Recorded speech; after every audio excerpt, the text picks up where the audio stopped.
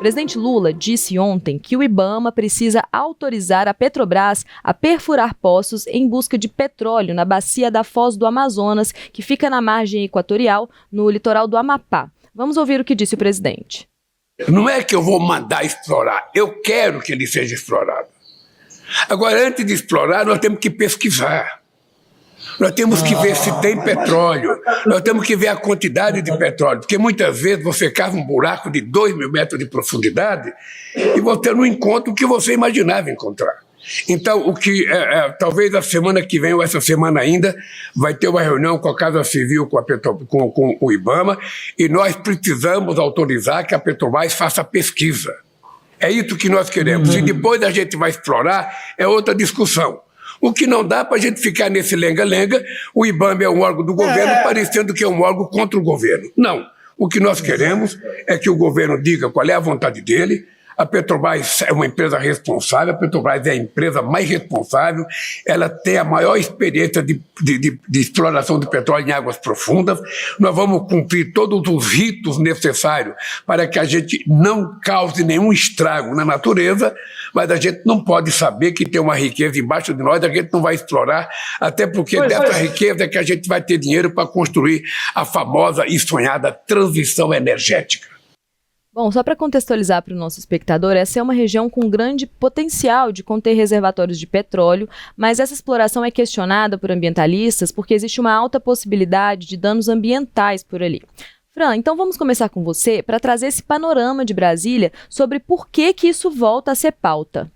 Bom dia. Bom dia. Bom dia para você, Dani, para o Fred e também para todo mundo que nos acompanha. Pois é, assim quando o presidente Lula foi eleito em 2022, né, ali em 2023 começaram essas discussões, mas na época o IBAMA negou, né, justamente aí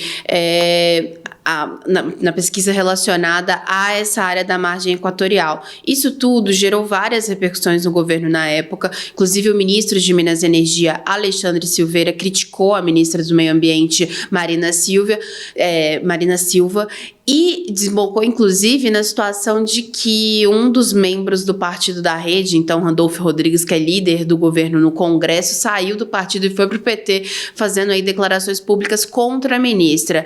Só que esse tema voltou à tona justamente agora, neste ano, com a eleição de Davi Alcolumbre para a presidência do Senado. Davi, que é do estado do Amapá e sempre foi um defensor justamente desses estudos, dessa exploração na área. Porque um dos motivos que as pessoas falam, dos defensores que falam para explorar ali, falam justamente de que teria um potencial de 30 bilhões de barris de petróleo no mundo, que faria o Brasil crescer aí nesse ranking, se tornando o quarto do mundo. Enfim, e justamente com a chegada de Davi Alcolumbre, por que isso muda no tabuleiro político, principalmente? Porque o presidente Lula precisa, de certa forma, de se aproximar de Davi para ter uma vida um pouco mais tranquila no Congresso Nacional, né? Então, todas essas questões também estão em jogo. O que acontece agora é que o IBAMA está justamente analisando aí essa autorização ou não para iniciar essas pesquisas na área. Isso tudo está no compasso de espera, né? A ministra Marina Silva, na última semana, resolveu lavar as mãos em relação a isso, basicamente dizendo que quem decide é o presidente Lula, e o que aliados estão tentando até pôr panos quentes nessa situação ligadas aos ambientalistas é de que um primeiro passo seria justamente para a pesquisa e não, de fato, para a exploração. Mas, de toda forma, não tem como negar essa pressão que o presidente vem sofrendo, principalmente por questões econômicas relacionadas à área, né? Fato é que Lula quer, pelo menos, resolver ter uma resposta sobre isso logo, uma vez que a COP30, né, vai ser realizada em Belém do Pará em novembro. E, claro, que não dá para ter uma discussão desse tamanho sem uma definição e um caminho claro a seguir até lá, uma vez que as maiores lideranças do mundo estarão no Brasil e que, claro, né, é um tema muito sensível do ponto de vista econômico, mas também do ponto de vista ambiental. Dani. Vem cobranças dos dois lados, né, Fran? Eu queria só reforçar com a nossa audiência, com o nosso espectador, a nossa enquete, que tá lá. Você concorda com a exploração de petróleo na Foz do Amazonas? Você pode responder sim ou não, e também justificar a sua resposta nos comentários. Toda essa movimentação, né, a respeito da margem equatorial e da existência de petróleo ali, do potencial, né, da extração desse petróleo, do potencial econômico disso tudo, vem também de uma questão da Guiana, que cresceu, viu seu PIB per capita, o PIB do país crescer exponencialmente desde 2015, quando isso começou a ser explorado por lá, né, Fred? E aí eu queria aproveitar essa pegada do cenário internacional da Guiana para te perguntar, assim, qual que é a influência da conjuntura atual, né, do cenário internacional agora para essa movimentação que acontece agora no Brasil, envolvendo principalmente o presidente Lula. Olha, Lula fica muito pressionado. Antes de mais nada, bom dia, Fran. Bom dia, Fred. Falta de educação aqui. Imagina. Olha, uma coisa que o Lula está muito pressionado é que ele está sentado sobre uma riqueza, como você falou, estima-se em torno de 30 bilhões de barris, né? Ele tem uma riqueza na mão ali assim.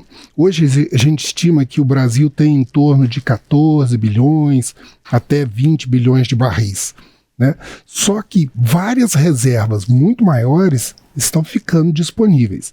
Primeiro, o Trump, como eu havia dito, ele está liberando na política pessoal dele. Ele primeiro fala: o norte-americano vai ter liberdade de encher o tanque dele com o combustível que ele quiser. Então ele quer explorar petróleo. Então, ele liberando o petróleo que está lá disponível no Alasca, os Estados Unidos vão estar liberando o potencial dele das reservas, que hoje são 55 bilhões. Encerrando a guerra na Ucrânia, são mais os 80 bilhões de reservas da Rússia.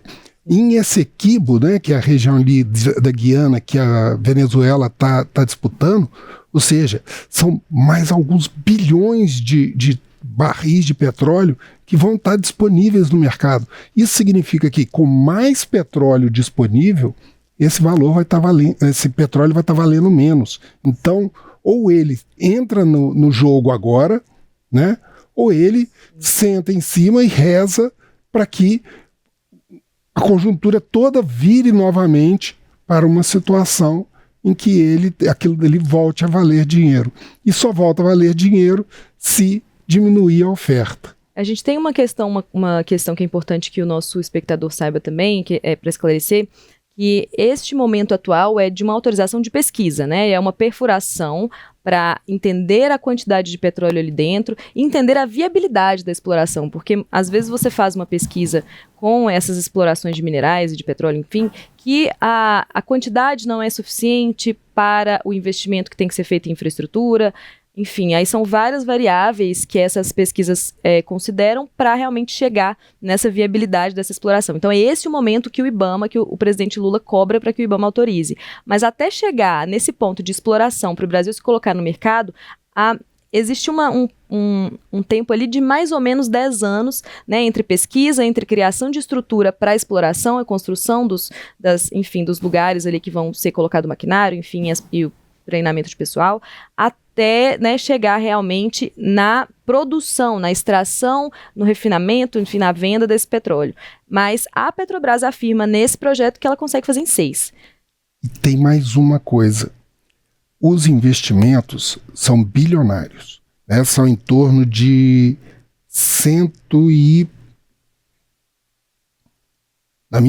são 280 bilhões de reais que vão ser investidos nisso, gerando 350 mil empregos. E aí eu queria jogar para Fran essa pergunta. Não é um capital político para ele mostrar para a população no momento que ele está tão cercado, Fran?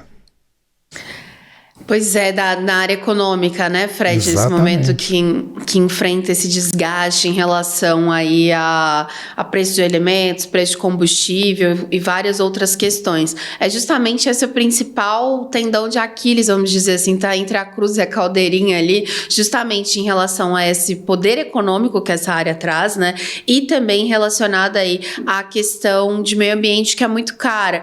Mas ontem, essa mudança ali no tom do presidente Lula também mostra que realmente não é só aquela pressão como antes. Agora as coisas talvez podem sair do lugar, inclusive com uma mudança ali na direção do IBAMA. Então, saindo o Rodrigo Agostinho, por exemplo, para a chegada de um outro nome, que seria um dos nomes ventilados, seria inclusive o de Márcio Macedo, que hoje está na Secretaria-Geral da Presidência, mas como tá desgastado lá, talvez Gleisi Hoffmann quem vai assumir o cargo dele, então ele poderia ir para essa área do IBAMA. Então isso, inclusive, é o que tem sido ventilado, porque o presidente Lula também está querendo, digamos, que é o seguinte, né?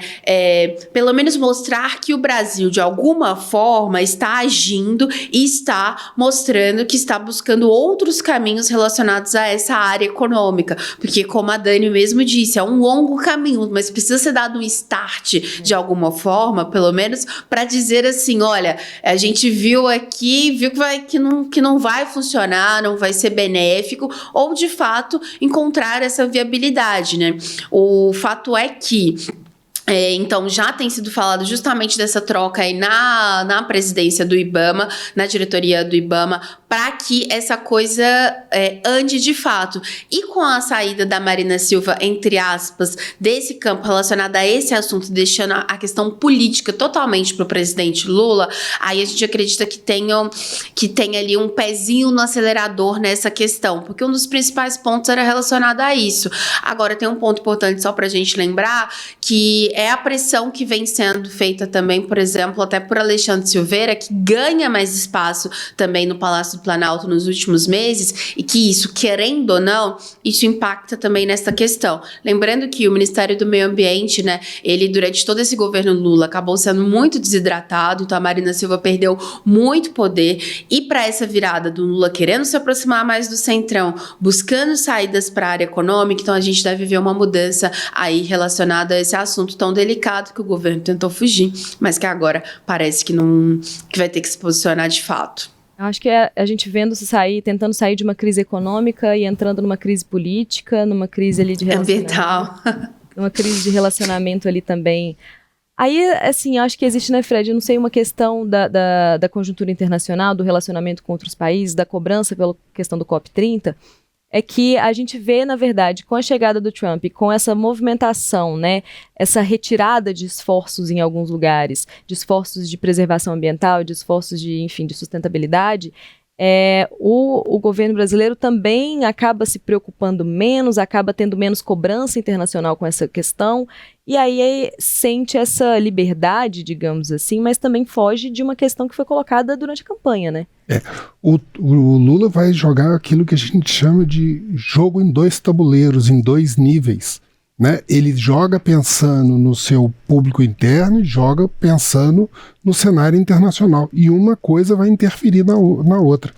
Ele tem que cumprir as promessas de campanha e tem que se contrapor aos seus opositores locais. Mas, ao mesmo tempo, ele está dentro de uma conjuntura internacional que ele não pode ficar só tentando atender as pressões de um grupo específico ou de alguém que é o mais próximo dele ou que historicamente esteve ao lado dele, correndo o risco de perder o trem que a conjuntura internacional ofereceu para ele, né? Então ele vai fazer escolhas difíceis, né? Eu exploro o petróleo ou deixo o petróleo e invisto em tecnologias limpas, né? Eu vou investir em tecnologias limpas, vendo uma movimentação em que a China e os Estados Unidos estão muito à frente, apesar de eu ter reservas, ou eu uso as reservas do petróleo e depois elas ficam lá, perdem dinheiro e nunca mais vou ter oportunidade de usar. E é uma linha muito tênue nesse sentido, porque você está ali bem na tábua da beirada para fazer essa exploração, para começar essa exploração e realmente ganhar dinheiro e o custo-benefício valer a pena, de certa forma, porque Exato. Você tem uma série de impactos ambientais na exploração de petróleo por ali, né? Você tem um risco alto de acidente, você tem uma questão de um vazamento de óleo que pode acontecer do Rio Amazonas para o mar, que pode ir para águas internacionais, enfim. Tem a questão das comunidades indígenas, de comunidades que vivem ali naquele entorno, que vivem ali naquele local. e tem a possibilidade de isso se estender, né? Porque isso que está em jogo agora nessa Foz do Amazonas é um dos lotes. A gente tem outros, a gente tem vários outros ali que podem gerar um efeito cascata. A gente tem aí na tela o mapa da região da margem equatorial que se estende ali por estados do norte e do nordeste, né? Que vai no Maranhão, tem Piauí, tem o Pará, Amapá, e o Ceará, Rio Grande do Norte. Então, é um impacto, né, uma grande faixa ali litorânea que se abre um precedente, né? Você, a partir do momento que você entende que existe uma possibilidade de exploração, você também abre um precedente. Em um lugar, né, você entende que nos outros lugares vai ter também, caso seja encontrado um petróleo viável nessa parte da Foz do Amazonas, né? Então, fica aí uma questão que é uma avaliação que o IBAMA precisa fazer e que o IBAMA está defendendo, né? Que esse é o motivo também da demora, de estar avaliando esses impactos ambientais que ainda são relativamente desconhecidos, aquela região que nunca foi explorada nesse sentido, né, aqui no Brasil, que não se sabe muito bem o que pode acontecer, quais são os reais riscos de acidente, quais são as possibilidades de sanar, né, de mitigar danos por esses acidentes. Então, é uma decisão que, como vocês mesmos disseram, assim, né, é uma decisão muito difícil. Ô Dani, é importante lembrar, né, que a Petrobras também está construindo aí uma base justamente no Oiapoque, no Amapá, mais ou menos a 170 quilômetros de onde aconteceriam essas pesquisas, justamente para poder aí reduzir o tempo de resposta a acidentes. Então, tem outras coisas em construções também. Então, a gente pensa tudo isso a um longo prazo mesmo. Então, do ponto de vista do fator político, até para o próprio presidente Lula, é importante pensar, né? Isso seria benéfico daqui quanto tempo, né? Então, são outras cartas que também estão na mesa aí. É isso, Fred, você ia falar alguma coisa para a gente encerrar aqui? Não, só encerrando que, como a Fran bem falou, nós estamos caminhando para a COP30 e ainda o Lula tem que pensar no capital político que ele ainda tem como uma liderança internacional, né? O que um dia foi o cara do Obama, né? Hoje ele pode correr o risco de ser o homem que está explorando a Amazônia. É isso. Então, é essa avaliação que o presidente vai ter que fazer pensando em 2026 de uma forma geral, né?